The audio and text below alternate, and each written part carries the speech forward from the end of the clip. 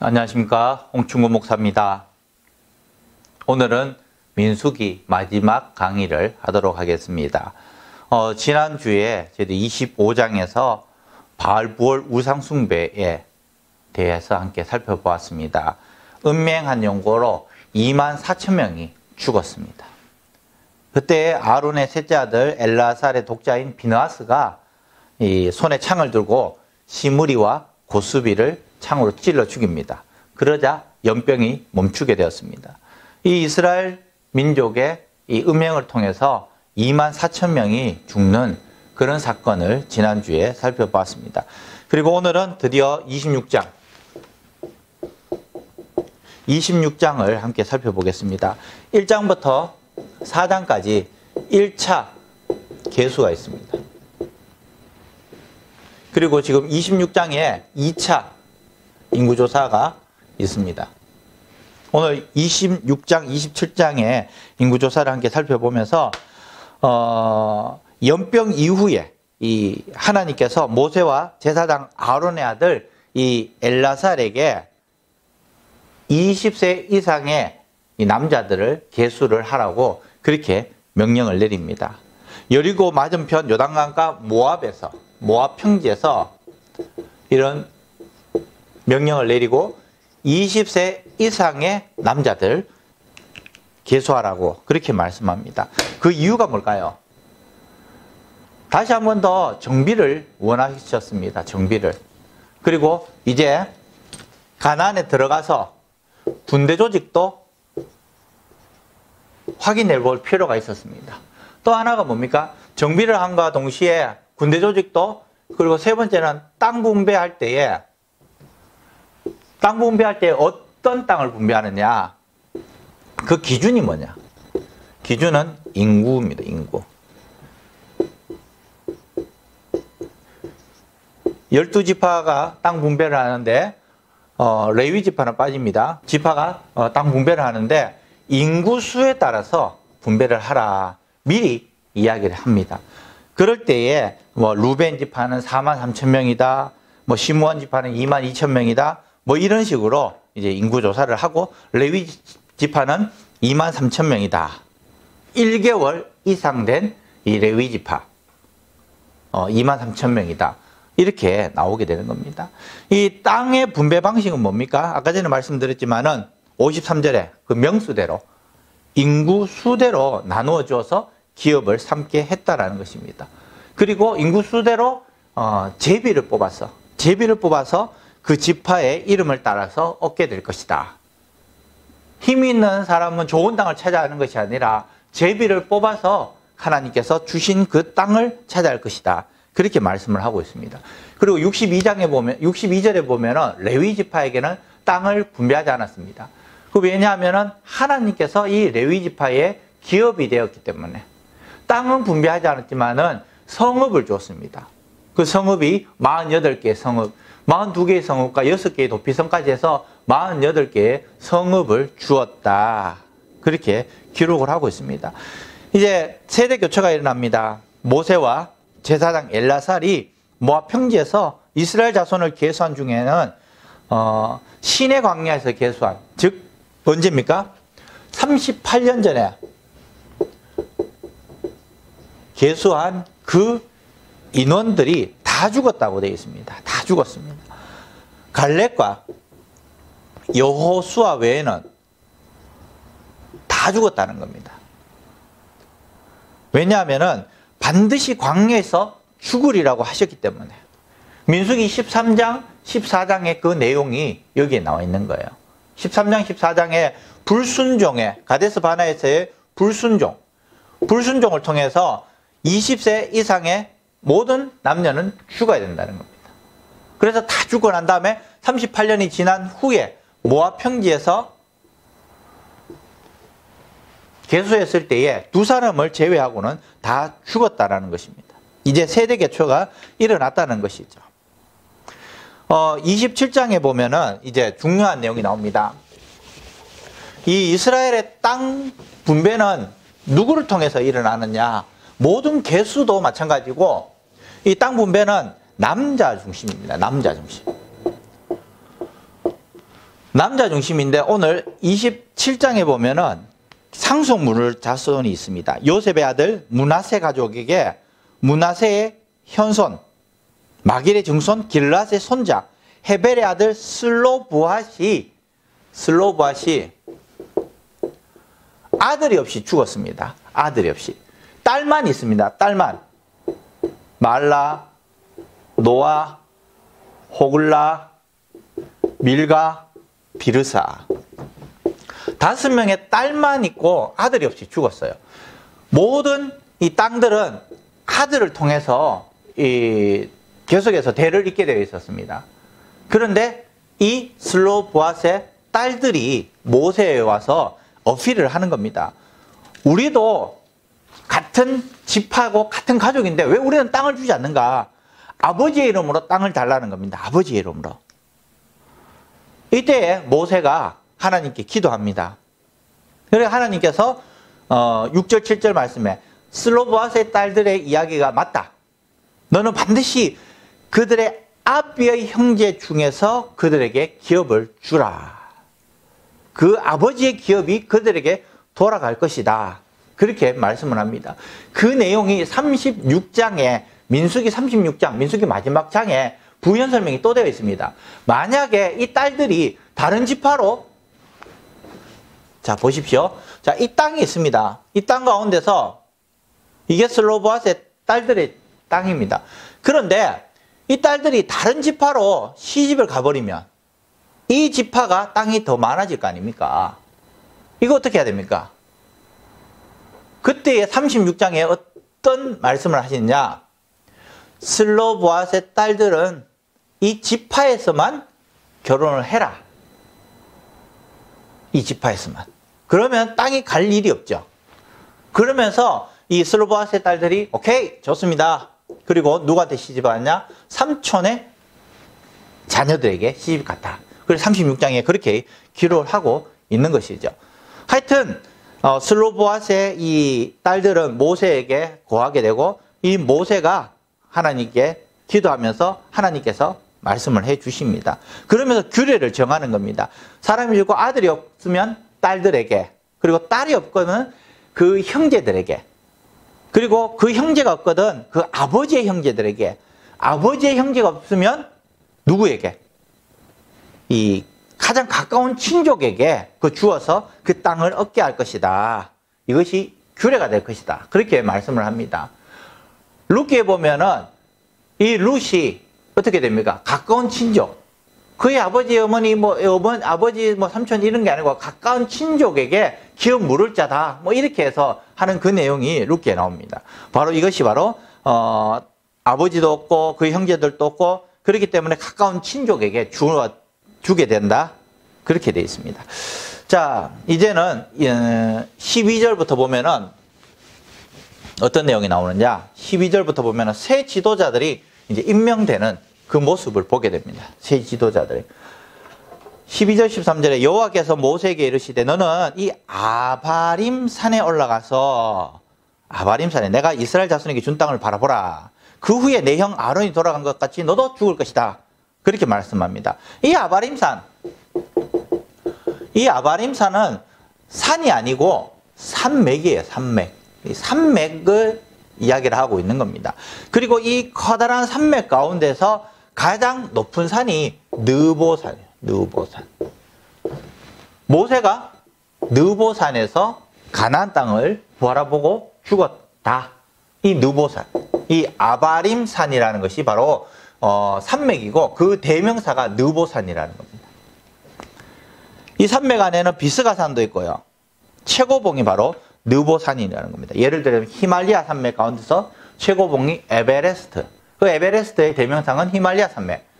그거하고 똑같은 겁니다. 요즘은 또 유명해져서 K2, 강챙중가 이런 산들이 많이 나오지만 그 대명사는 누굽니까? 에베레스트 산. 그리고 이제 14절에 그 이유가 내가 왜 죽어야 되는가? 그 이유에 대해서 이야기를 하는데 민수기 20장 그 내용을 가지고 이야기를 합니다. 무리바 물 사건을 가지고 하나님께서 반석에게 명령하여서 물을 내라고 했는데 너무나 혈기가 나니까 화가 나니까 반석을 2번 때립니다. 그렇기 때문에 하나님의 명령을 거역했다. 그래서 너는 가나안에 들어가지 못한다. 좋습니다. 나는 못 들어갑니다. 그런데 하나님 이제 후임을 세워주십시오. 15절에서 17절에 보았으면 여호와의 회중이 목자 없는 양과 같을까 싶어서 이제 저는 죽지만은 이제 후임을 지명해 주십시오. 그러니까 18절에 보면은 눈의 아들 여호수아가 있잖냐. 여호수아는 하나님의 신의 감동된 자다. 그렇기 때문에 여호수아를 세워라. 그렇게 말씀을 합니다. 그래서 여호수아에게 안수하여서 후임 리더로 세우는 것입니다. 28장에 보면은 어떤 내용이 나옵니까? 28장은 앞에 있는 그 내용들을 계속해서 더 중보해 있는 내용입니다. 제사에 관련된 28장. 매일 드리는 상번 제물, 그리고 안식일에 드리는 제물, 그 월삭에 드리는 제물, 그리고 유월절, 칠칠절, 나팔절, 속죄일, 초막절에 드리는 그 제물에 대한 여러 가지 규례들, 규칙들에 대해서 이야기를 하고 있습니다. 그리고 30장에 넘어가면은 이제 서원했을 때에 어떻게 해야 됩니까? 서원했을 때는 깨트리지 말고 그대로 해라. 그런데 미혼 여성이 서원을 했을 때, 처녀가 서원을 했을 때 어떻게 합니까? 처녀가 서원했을 때는 아버지가 노하면 되지 않고 아버지가 인정을 하면 된다. 그럼 결혼한 여인의 서원은 어떻게 합니까? 남편이 허락을 해야 된다. 그런 이야기를 지금 하고 있습니다. 그리고 31장에는 이제 요단 동편. 예, 지금 여기 있습니다. 요단 동편 땅. 이 요단 동편 땅을 정복하는 이야기를 하고 있습니다. 자, 이 땅을 정복을 해야지 들어갔을 때도 뒤에서 이게 치고 오지 않습니다. 여기도 정복되었죠. 그죠? 여기도 정복되었습니다. 정복하고 있었습니다. 자, 요단 동편 땅을 정복하는 그 내용을 기록을 하고 있습니다.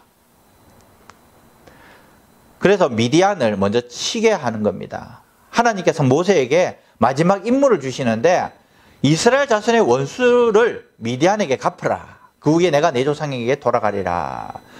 이 미디안은 아브라함의 후손입니다. 아브라함의 후손이기 때문에 이스라엘 민족하고는 친척지간입니다. 친척지간인데 왜 이 미디안을 치라고 그렇게 말씀하시느냐? 바로 얼마 전에 있었던 이 고스비와 시므리 사건의 중심에 이 미디안이 있는 겁니다. 이 미디안이 이 지역에 있는 이 사람들하고 결탁을 해가지고 우상숭배도 하고 음행을 했습니다. 그래서 이 사건들을 가지고 이스라엘 민족이 24,000명이 죽어버립니다.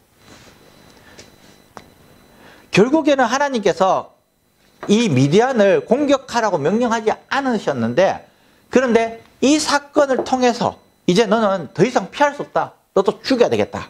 그래서 미디안을 죽이라고 그렇게 말씀을 합니다. 그래서 그들이 모세에게 명하신 대로 미디안을 쳐서 남자들을 다 죽이고 그의 부녀들과 그 아이들과 그의 가축들을 탈취해서 오는 것입니다. 그리고 성읍들과 촌락을 다 불사르고 사람들을 취해왔다고 그렇게 말씀합니다. 그런데 14절에 보면은 모세가 군대 지휘관들을 대노합니다. 천부장과 백부장들에게 크게 노합니다. 왜 너희가 여자들 다 살려줬느냐? 이 여자들은 발람의 꾀를 따라서 이스라엘 자손들에게 부활의 사건을 보여준 사람들이다. 왜 살려줬는가? 이들이 살아있음을 통해서 우리가 또다시 연병에 또 걸릴 것이다. 그러면서 이제 조치를 취하는데 어떤 조치를 취하느냐? 아이들은 다 죽이라는 겁니다. 아이들 중에 남자는 다 죽이고 남자와 동침한 사내를 아는 여자들도 다 죽이고 남자와 동침하지 아니하는 사내를 알지 못하는 여자들만 살려두어라. 그렇게 말씀을 합니다. 그들이 다 준행했겠죠. 그리고 난 다음에 이후에 이 전쟁을 하였던 이 군사들을 정결케 합니다. 피를 너희들은 많이 흘렸기 때문에 또 시체를 만졌기 때문에 너희들은 정결례를 취하도록 해라, 행하도록 해라, 그렇게 지시를 합니다. 그리고 난 다음에 전리품을 공평하게 분배합니다. 이 군사들에게나 또 일반 평민들에게나 또 제사장들에게나 모두 다 공평하게 이 전리품들을 이렇게 분배하고 있는 그 내용들이 기록되어 있습니다. 이제 32장에 보면은 이 요단 동편 지역은 보니까 목초지예요. 목초지입니다. 이 목초지인데 루벤 자손과 갓 자손이 아마 목축업을 많이 했던 것 같아요. 가축들이 많이 있었던 것 같아요. 그렇기 때문에 이들이 보니까 여기 살기 참 좋은데 우리가 살아야 되겠다. 풀들도 많고 물도 풍부하고 그래서 이 루벤과 갓 자손이 모세에게 와서 그리고 제사장 엘라살에게 와서 지휘관들에게 와서 이야기를 합니다. 이 땅을 우리에게 주십시오. 우리가 요단을 건너지 않겠습니다. 그러니까 모세가 대노를 합니다. 너희들이 왜 여기에 있겠다고 하냐? 너희 형제들은 싸우러 가는데 너희들은 왜 여기 앉아 있고자 하느냐? 그러니까 루벤 자손들이 이야기합니다. 우리 가족들과 우리 가축들을 위해서 우리가 여기 있겠습니다. 우리가 여기에서 우리를 짓고 성을 건축하고 난 다음에 곧바로 선봉에 서서 우리가 가나안 땅에 들어가겠습니다. 우리가 절대로 배신하지 않겠습니다. 우리는 선봉에 서서 들어가겠습니다. 그렇게 이야기하니까 이 모세가 다짐을 하는 겁니다. 너희들이 만약에 이 말을 지키면 너희들이 이 동주변 땅을 너희들이 차지하여라. 그렇게 말씀을 합니다. 그러니까 이 갓 자손과 르벤 자손들이 그렇게 하겠다라고 말씀을 하고 있는 것이죠. 그래서 여기 보면은 모세가 갓 자손과 르벤 자손에게 이 아모리네 왕 시온의 나라와 바산 왕 옥의 나라를 준다. 요단 동편 땅을 준다라는 것입니다. 거기에 또 들어가는 게 누구냐? 므낫세 반지파. 므낫세 반지파가 왜 들어가느냐? 이 땅을 점령할 때에 아주 용맹스럽게 이 땅을 점령했다라는 겁니다. 전쟁을 해줬다는 겁니다. 그러니까 보상으로 므낫세 반지파도, 므낫세 반도 너희들이 여기에 땅을 차지해라. 갓과 루벤 지파와 아울러서 므낫세 반지파도 여기에 정착을 합니다. 그리고 나머지도 여기에서 또 정착을 하는 거죠.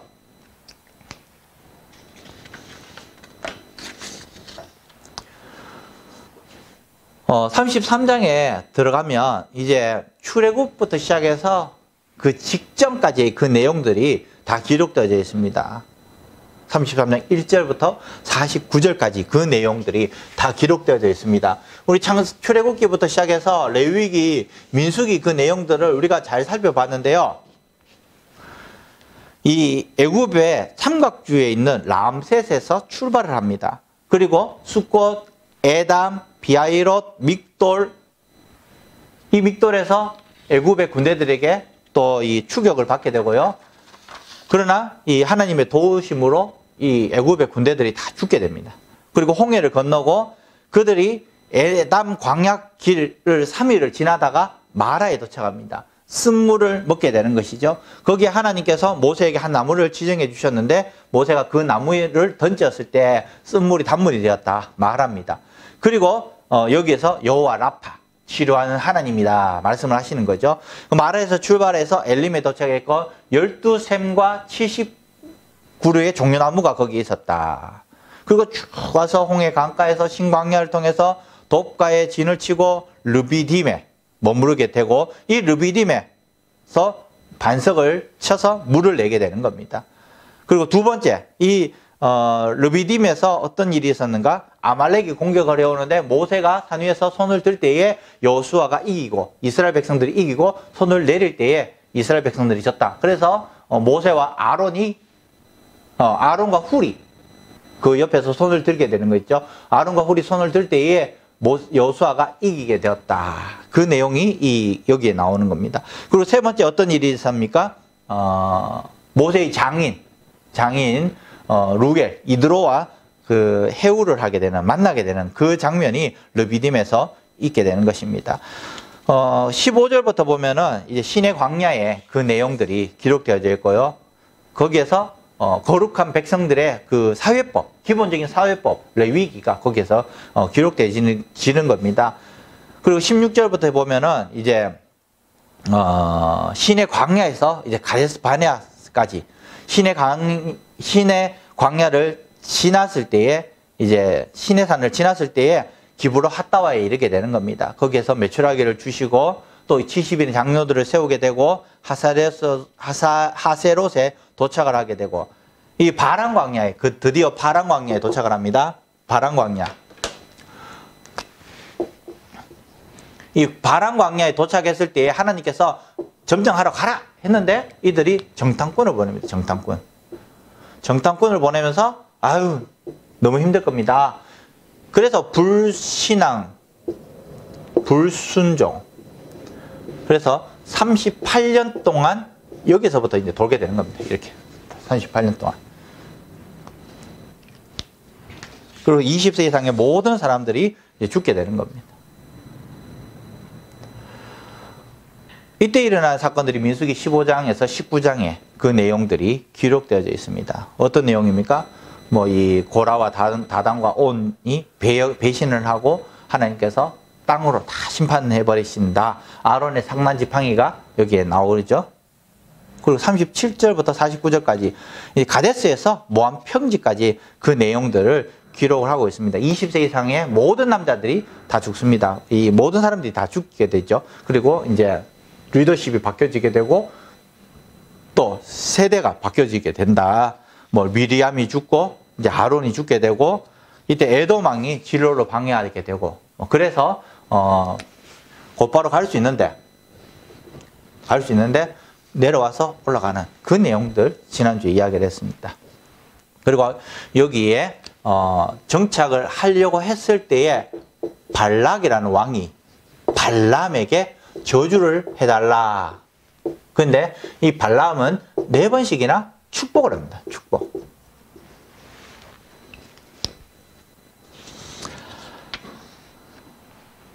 그리고 이제 33절 50절에 보면은 이제 어떤 날이 있습니까? 이제 광야 여정을 회고하면서 모세는 이 백성들이 가나안 땅에 들어가서 특별히 유념해야 될 것, 생각해야 될 것에 대해서 이야기를 합니다. 그것이 뭐냐? 가나안의 거민들을 다 멸해라. 우상과 신들을 다 파괴해라. 그리고 땅을 제비 뽑아서 주는 겁니다. 그 땅을 다 멸절시키라는 겁니다. 죽이든지 아니면 몰아내든지. 왜요? 하나님의 나라, 하나님의 나라를 세우기 위해서, 이 가나안 땅은 하나님의 나라를 세우기 위해서 하나님께서 그렇게 하라 말씀을 하셨는 겁니다. 이제 34장 넘어가겠습니다.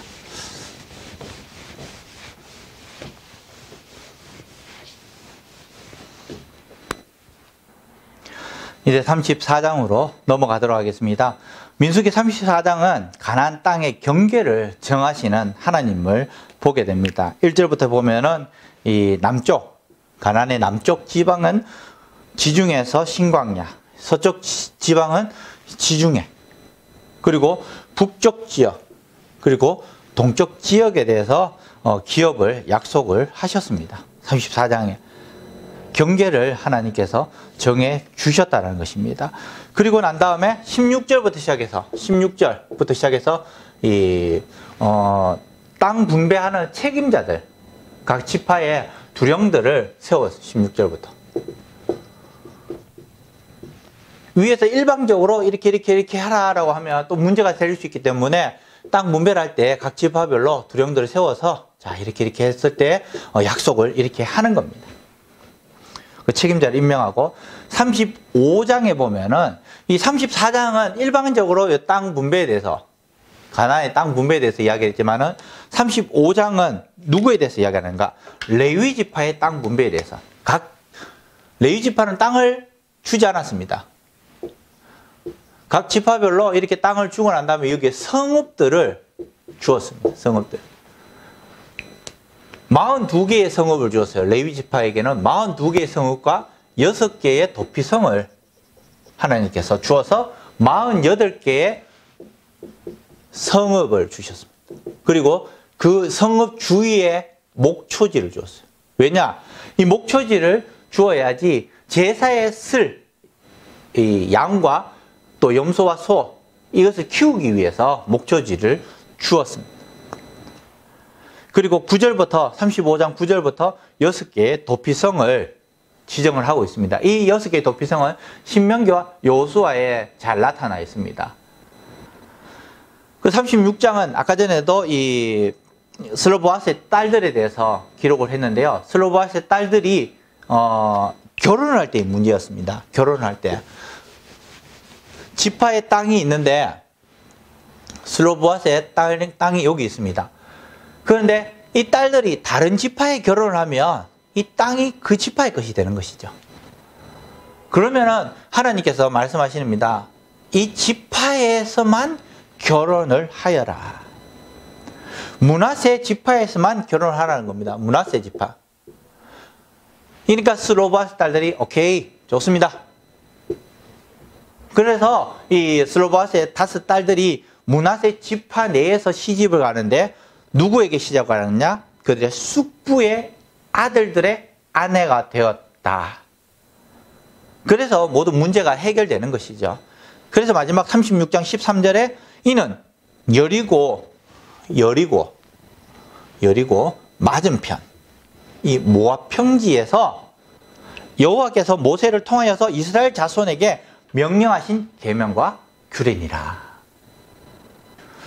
자, 지금까지 우리가 36장까지 살펴보았습니다. 이제 다음 주에는 신명기를 살펴볼 것인데요. 이 신명기는 모세가 느보산에 올라가서 죽기 전에 이스라엘 백성들을 향해서, 이스라엘 2세대들을 향해서 너희들은 하나님의 말씀에 순종하라.